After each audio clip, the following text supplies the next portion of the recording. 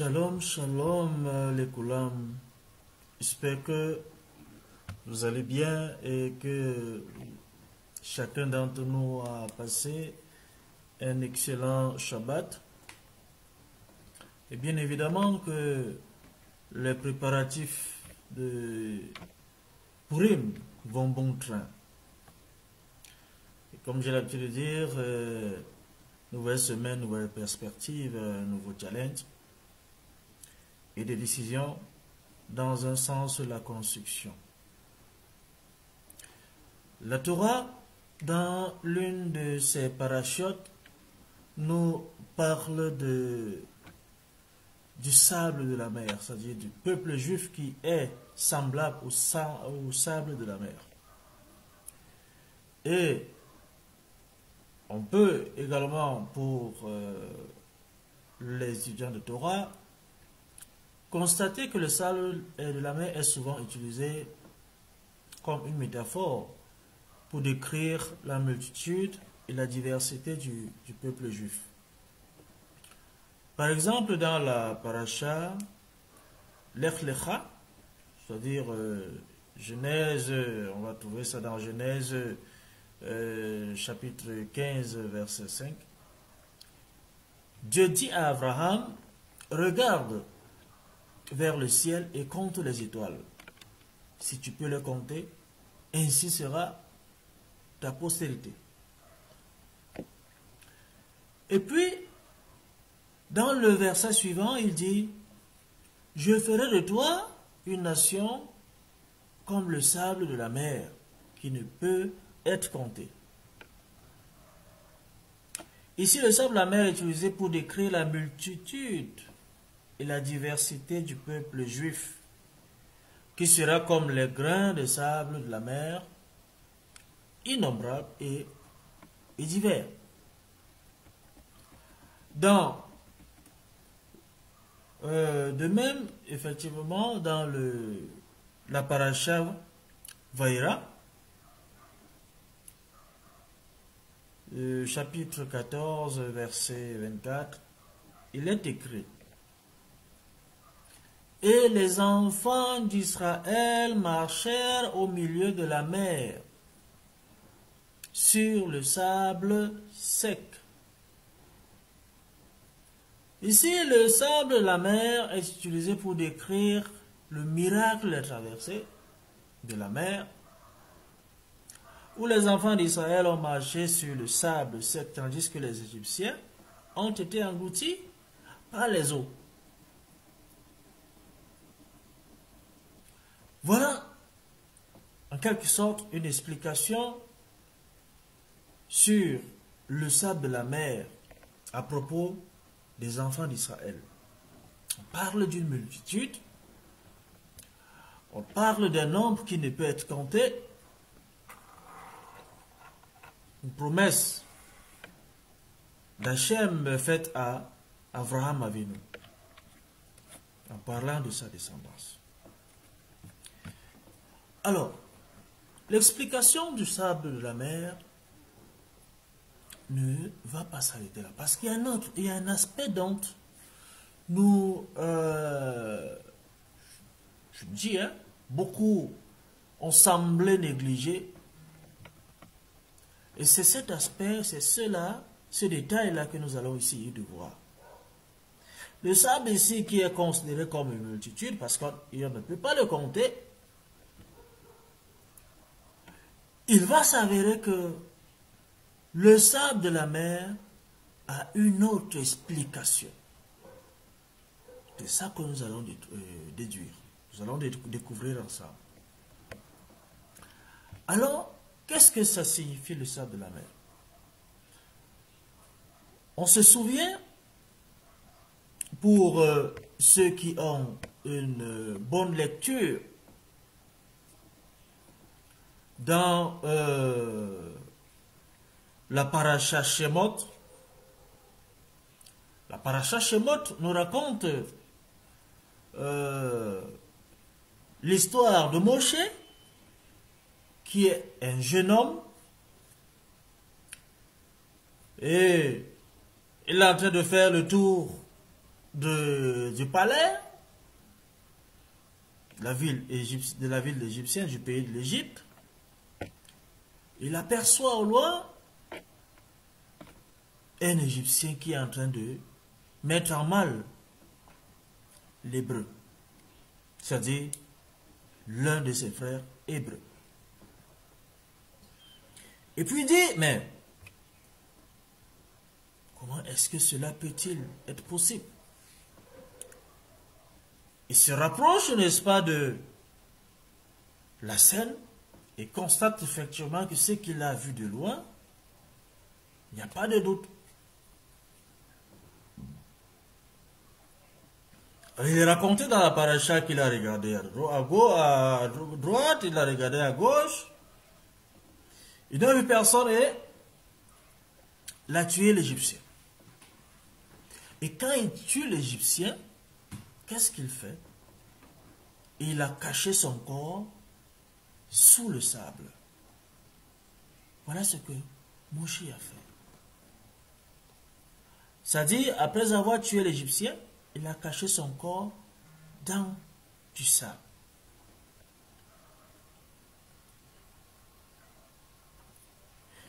Et puis un jour, il voit deux Hébreux en train de se battre.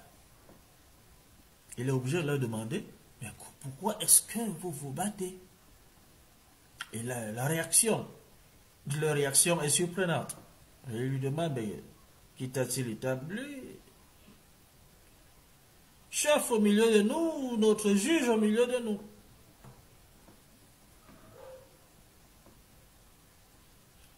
Moshe est premièrement surpris de cette réponse. Et il dit, certainement la chose est commune. Quoi? Qu'est-ce qu'il est connu? C'est ce que nous allons découvrir sur la notion du sable. Nous voyons premièrement que Moshe, après avoir éliminé l'Égyptien, il l'a caché comme on l'a expliqué dans le sable. Qu'est-ce que ça signifie, le sable? Quelle est la particularité du sable, en dehors du fait qu'on ne puisse le compter? Pourquoi Moshe a-t-il caché le corps dans le sable? Quelle est la signification? Vous savez, l'une des premières particularités du sable, c'est que le sable ne fait pas de bruit. Le sable est muet.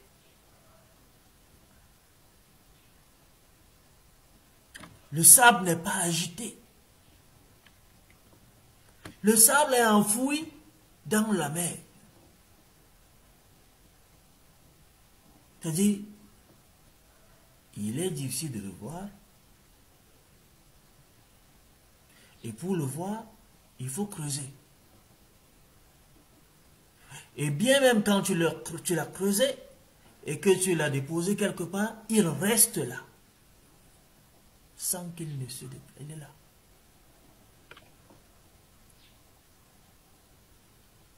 Alors, nous qui sommes considérés comme le sable de la mer, en dehors du fait que nous soyons nombreux, en dehors du fait qu'à Chémézi vous serez, on ne pourra vous compter, nous devons également être comme ce sable de la mer qui est muet. Ce sable de la mer qui ne sait pas parler, ou alors ne sait pas dire n'importe quoi. Alors Moshe, il savait que, en cachant le corps dans le sable, le seul témoin, c'est qui? C'est lui dont il a sauvé la vie. Et pour la petite histoire, il s'agissait d'Adam. Adam avait la responsabilité de garder silence, c'est-à-dire Moshe, en gardant le corps dans du sable, il est en train de dire à Adam, shut up, calme-toi. que ça reste entre toi et moi. Et d'ailleurs, je viens de te sauver de la mort. Sauf que notre ami, Dathan, il ne s'est pas calmé. Vous imaginez, quelqu'un vient vous sauver de la mort et puis tu commences à baratiner, à raconter n'importe quoi jusqu'à ce que l'information parvienne à Pharaon. Moshe est obligé de s'exclamer que, mais tiens, maintenant je comprends. Qu'est-ce qu'il comprend? C'est-à-dire, Moshe comprend la raison pour laquelle Israël est esclave en Égypte. C'est parce qu'Israël ne garde pas sa langue dans sa bouche. Ce que nous appelons du lachonara. Il est difficile pour nous de garder un secret. Il est difficile pour nous de garder une information capitale, qu'elle soit importante pour nous ou pour l'autre. On te dit garde ça pour toi, ou alors garde ça secret. Ah non. Pour toi le secret, il doit être sécrété. Vous voyez le danger ou alors la conséquence de cela? Moshe te montre que le corps que je cache dans le sable, pour toi c'est un signe, c'est une façon de te faire comprendre que ferme ta bouche. Ne dis rien à personne. Et c'est un test. Parce qu'il veut découvrir aussi quelque chose. Comment se peut-il que ces gens soient aussi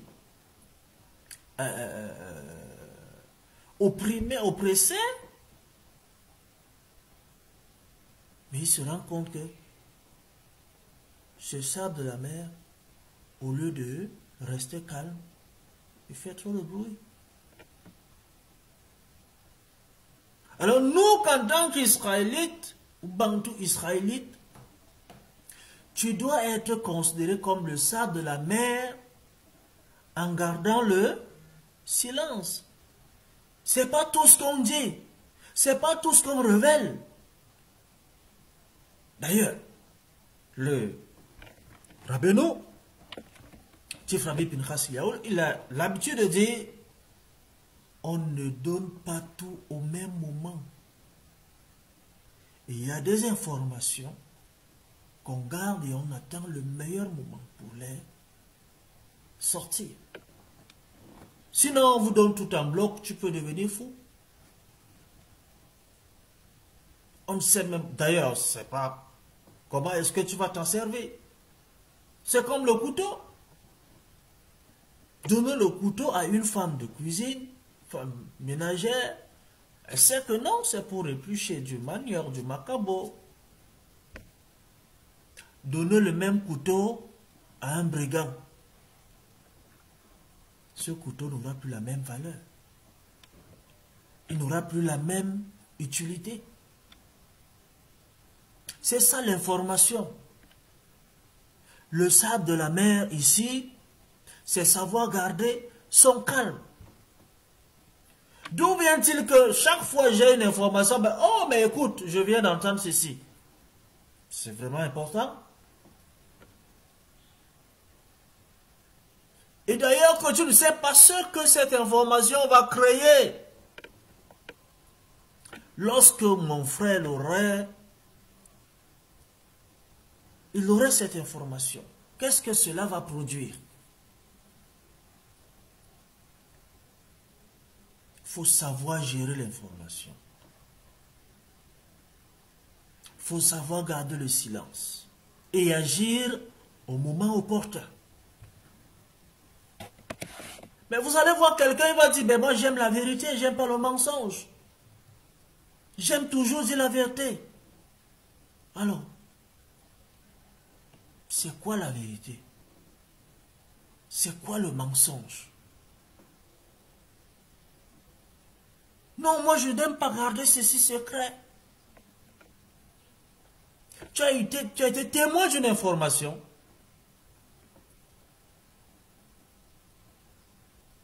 Et tu sais bien qu'en dévoilant cela, il y aura des conséquences.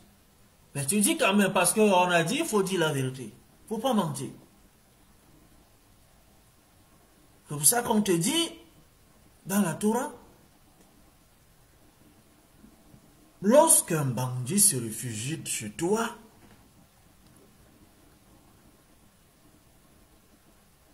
et que derrière lui, les gens viennent le réclamer viennent te le réclamer, on te fait comprendre que si tu le relâches et qu'on le mette à mort, son sang va retomber sur ta tête.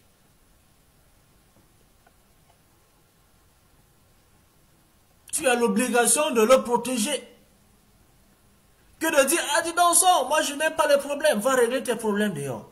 On te dit, non, non, non, mon cher ami. Non, non, non, non, non, non. Tu n'as aucune obligation de le lyncher, de le liquider. C'est extrêmement interdit. Alors, Moshe, qui voulait bien faire, il veut sauver son frère d'une mort certaine, Dathan. Ce dernier, malheureusement, il n'a pas rendu service à Moshe. Vous voyez? Il l'a sauvé. Et lorsqu'il revient un autre jour, se rend compte que mais il y a une altercation entre le même Dathan et Aviram. Alors, lorsque nous lisons la Torah de manière orale, premier niveau, nous voyons effectivement ce que ces Dathan, ou alors ces Dathan et Aviram, ont causé à Moshe comme problème. Revoyons l'histoire de la Torah. Ce que Dathan et Aviram ont fait à Moshe. Ils étaient une épine pour Moshe.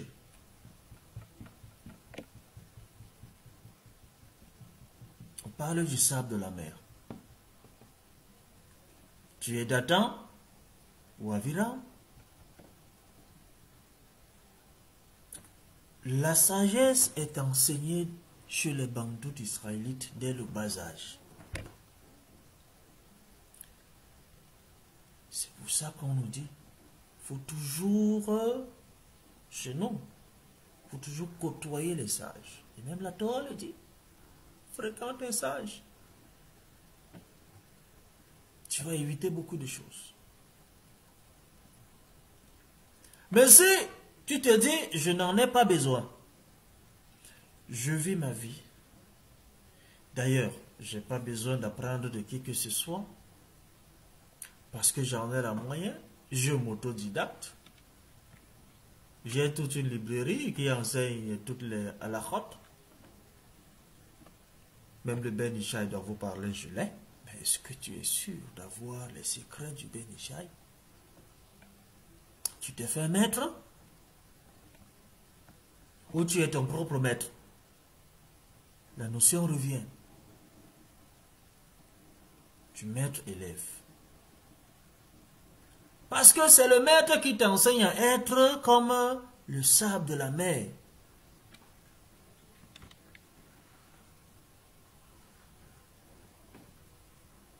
Mais tout bruit, je vais entendre. Tout le monde est au courant. Toute information dont j'ai, tout le monde est au courant. Sais-tu vers qui tu vas déposer cette information? Posons-nous de réelles questions. Savons-nous que le mal même qui sévit dans notre monde, la raison principale, c'est l'information. La raison principale, c'est notre langue. La mauvaise langue. Je crois bien faire, mais tu fais mal. Mais donc, je ne peux pas garder ça. Il faut qu'il le sache.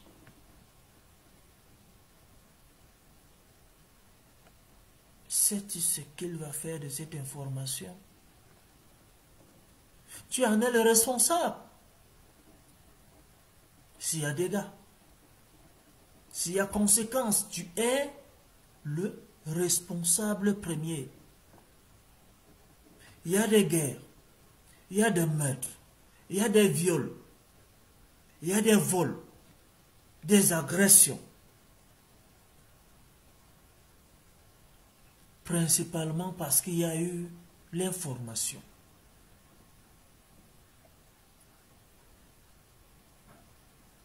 C'est pour ça que le Lachonara sera toujours la première cause de tout mal.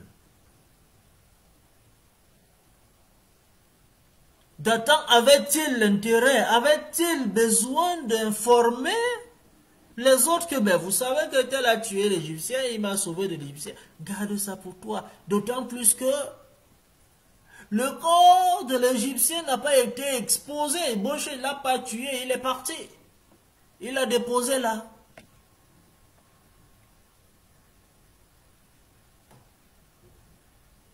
Son corps n'était pas exposé. Il a enfui dans du sable. C'est pour te dire, toi, Dathan, la même manière ce corps est dans le sable, reste tranquille. Cette information n'est pas utile pour les autres. Tu as vu, ça va pour toi. Ça s'arrête là. Mais le fait que tu aies donné cette information entraîne des conséquences. Alors il ne suffit pas de jubiler que je suis semblable au sable de la mer. Donc nous sommes nombreux. Pourquoi dit-on que la descendance d'Abraham, de Jacob, est comparée au sable de la mer? Mais les Juifs sont peu nombreux. Pourquoi s'attacher à cela? Mais il y a autre chose qui est cachée derrière ça. Il ne s'agit pas de cette multitude seulement. Est-ce que tu sais garder ta langue dans ta bouche? Alors il faut comprendre. Plus tu vas garder ta langue dans ta bouche, plus la prophétie ou alors le nombre qu'il est dit dans l'Echlecha sera palpable. Plus tu sais gérer l'information, plus tu sais garder l'information, ce qui est dit sur la multitude sera réalisé. Parce que tu sais gérer l'information. Tu sais garder, n'est-ce pas, ce que Kadosh Baruch Hu a promis à Abraham Avinu, Israël et Jacob. Ne te limite pas sur cette multitude. Oui, c'est vrai. C'est vrai qu'il y a la multitude. Mais pour qu'elle soit factuelle, il faut étudier la Torah. Il faut savoir garder sa langue dans sa bouche. Il faut savoir gérer l'information. C'est tout. Est donné à n'importe qui. Tout ce que tu reçois comme information, tu transmets. Et tu ne sais pas à qui tu transmets l'information. Tu n'imagines pas la conséquence. On va vous massacrer. Et le nombre sera réduit. Le nombre sera réduit. Combien d'Israélites sont sortis de Misraïm, de l'Égypte? Est-ce que c'est ce nombre qui devrait sortir? Parce que je n'ai pas gardé ma langue dans ma bouche. Parce que je ne sais pas garder l'information. Vous voyez comment, jusqu'à quel niveau notre langue peut nous détourner de la réalité, de la vraie Torah, de la Torah émette, du sod, d'une Torah Aleph. Parce qu'on a oublié ou on a négligé le sens même de la Torah. Voilà le cachet ou alors le sod du sable de la mer. Ne nous limitons pas sur le chiffre, sur la multitude. Mais il faut creuser.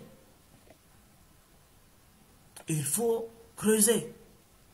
Parce que du moment où je sais que l'information capitale ne doit pas être donnée à tout le monde. Tu sais qui transmet l'information parce que tu sais qu'il en est capable d'apporter une jugeote. Il est capable de se maîtriser. Il est capable de gérer. En faisant cela, nous serons véritablement ce sable de la mer dont parle la paracha, l'air l'era. Baruch Adonai, Amen, de l'âme, Amen ve Amen.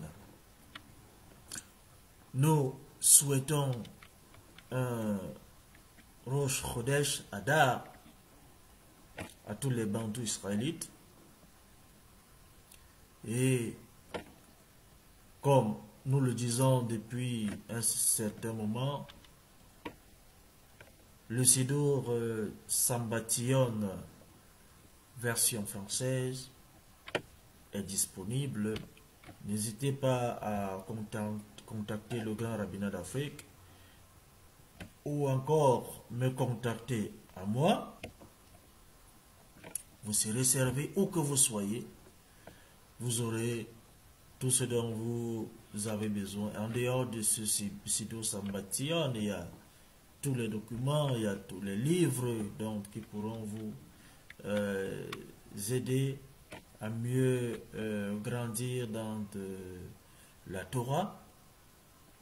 Eh bien, je vous dis à bientôt. Merci et Toda Rabba.